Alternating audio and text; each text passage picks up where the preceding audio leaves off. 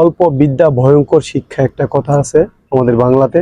আমাদের দেশে মাজার ভাঙতেছে, এটা নিয়ে মানুষ, দেশের যত পাগল ছাগল ছিল সব রাস্তাঘাটে বাইরে হয়ে গেছে। আমাদের দাবি মানতে হবে, এইটা ওইটা কেন অলিয়া মাজার ভাঙতেছে, কেন কি? মূলত মাজার ভাঙে নাই, ওরা গাজার আসর ভাঙছিল, যার জন্য লম্বা চুলওয়ালা পাগল গুলা রাস্তায় নেমে গেছে। কেন মাজার ভাঙছে? আচ্ছা, আমরা বাংলাদেশের নাগরিক, আমরা বাংলাদেশের মুসলমান, আগে সৌদি আরব থেকে বেশি নিয়ম কানুন জানি? জানি না। তাহলে আপনারা একটা জিনিস ফলো করেন, একটা জিনিস দেখেন, সৌদি আরবে যে আমাদের বিশ্বনবী হযরত মুহাম্মদ সাল্লাল্লাহু আলাইহি সাল্লামের কবর মুবারক, ওইটা তো কেউ যায় ওখানে সিজদা দিতে পারে না, ওইখানে তো কোনো গান বাজনা হয় না। তাহলে আমাদের বাংলাদেশ একজন উলিয়ার মাজারে কেন গান বাজনা হবে, গাজার আসর বসবে, কেন যায় মানুষ ওইখানে সেজদা দেবে, কেন কোনো কিছু চাইবে অমুক অলির কাছে যে আমার এইটা দেও ওইটা দেও?